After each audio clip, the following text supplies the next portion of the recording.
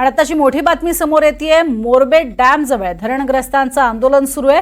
नवी मुंबईला मोरबे धरणातनं पाणी देऊ नका अशी मागणी या आंदोलकांची आहे। धरणाजवळ पोलिसांचा चोख बंदोबस्तही ठेवण्यात आलाय। तर नवी मुंबईला त्या धरणातनं पाणी देऊ नका अशी मागणी केली जाते। महबूब जमादार आमचे प्रतिनिधी सध्या आपल्या सोबत आहेत। महबूब, काय नेमकं या धरणग्रस्तांचं म्हणणं आहे, काय मागण्या आहेत? गेली 25 ते 30 वर्ष हे धरणग्रस्त महाराष्ट्र शासनाकडे त्यांच्या प्रकल्पग्रस्त म्हणून मागण्या करत आहेत, परंतु त्यांना कुठलाही प्रकल्पग्रस्त किंवा धरणग्रस्त म्हणून कुठलाही न्याय गेली 25-30 वर्षापासून महाराष्ट्र शासनाने दिला नाही। अगोदर हे धरण महाराष्ट्र शासनाच्या सिडको विभागाकडून बांधण्यात आलं, परंतु त्यानंतर 10 वर्षांनी जवळजवळ हे नवी मुंबई महानगरपालिकेला धरण विकण्यात आलं। परंतु आता नवी मुंबई महानगरपालिका कुठल्याही मागण्या धरणग्रस्ताच्या पूर्ण करत नाही। त्यामुळं गेली 30 वर्ष झालंय महाराष्ट्र शासन नवी मुंबई महानगरपालिका यांच्याकडे मागण्या ह्या प्रस्तावित असून अद्याप कोणताही मोबदला धरणग्रस्तांना भेटला नाही। म्हणून आज जवळजवळ 4,500 ते 5,000 धरणग्रस्त हे एकत्र आलेले आहेत व त्यांनी या अगोदर 10 दिवस साखळी उपोषण केलं होतं।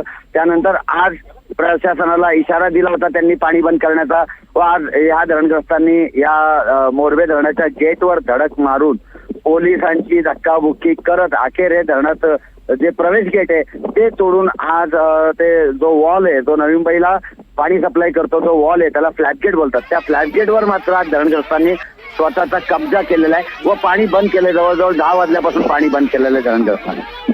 नक्कीच हे दृश्य पण दिसत आहेत महबूब, ज्याच्यामध्ये मोठ्या संख्येनं धरणग्रस्त हे आत जाण्याचा प्रयत्न करतात आणि पोलीस त्यांना अडवत आहेत। काय नेमका प्रकार आहे? या सगळ्या पोलिसांना अडवत नागरिक जे स्थानिक जे ते आत गेलेले दिसत आहेत। तर हा जो धरण आहे नवी मुंबई महानगरपालिकेला पाणी पुरवठा करणारा सगळ्यात महत्वाचा व मुख्य धरण हा मोरबे धरण आहे, जो रायगड जिल्ह्याच्या खालापूर तालुक्यात चौक येथील वरोसेवाडी व परिसरात हा आतीमध्ये येतो।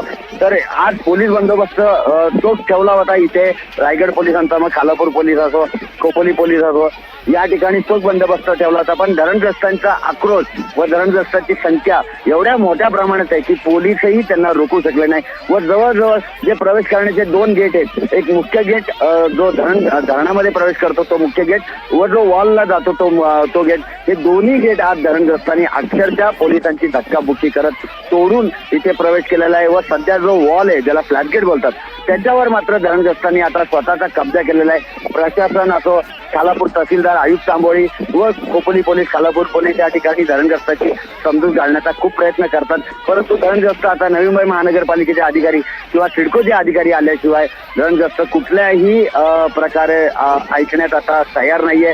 ते आता नवी मुंबई महानगरपालिकेच्या अधिकाऱ्यांची वाट बघतात। खालापूर तहसीलदार आयुक्त तांबोळी हे काय तोडगा करतात याकडे मात्र आता धरणग्रस्तांच्या लक्ष लागेल। महबूब, साधारण किती धरणग्रस्त इथे जमलेले आहेत आणि साधारण अधिकारी इथे कधी पोहोचतील? कारण यांचा आक्रोश मोठा आहे। जवळजवळ 4,000 धरणग्रस्त, मग त्यात महिला असो, युवक असो, युवती असो व पुरुष मंडळी हे मोठ्या प्रमाणात तिथं आलेले आहेत। कमीत कमी आकडा तरी 4,000 आहे, त्यापेक्षाही जास्त धरणग्रस्त असू शकतात व आदिवासी बांधवही या येथे मोठ्या प्रमाणात आहे, त्यांची जागा या धरणामध्ये गेलेली आहे। असे जवळजवळ सगळे काम धंदे सोडून तो आज महिला गृहिणी आपला घरातलं काम सोडून या ठिकाणी आलेले आहेत व मोठ्या प्रमाणात धरणग्रस्त या ठिकाणी आता ठिय्या मांडून बसलेले आहेत।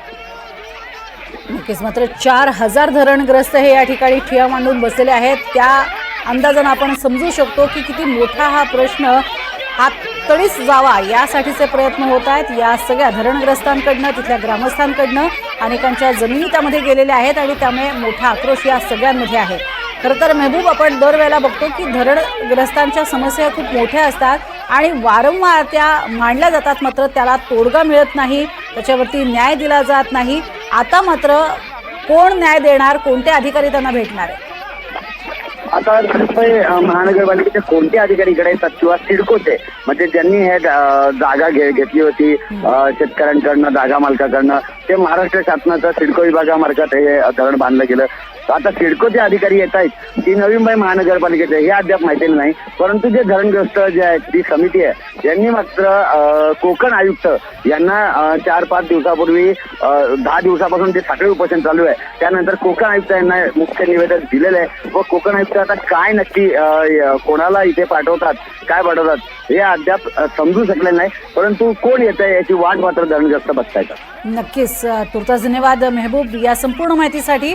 मात्र आपण बघतोय त्या धरणातनं पाणी हे नवी मुंबईला देऊ नका असं म्हणत धरणग्रस्त आक्रमक झालेत आणि तब्बल 4000 धरणग्रस्त हे सध्या इथे उपस्थित आहेत आणि आपल्या मागण्यांचं निवेदन त्यांना द्यायचं आहे आणि आता न्याय मिळावा या मागणीसाठी ते इथे पोहोचले.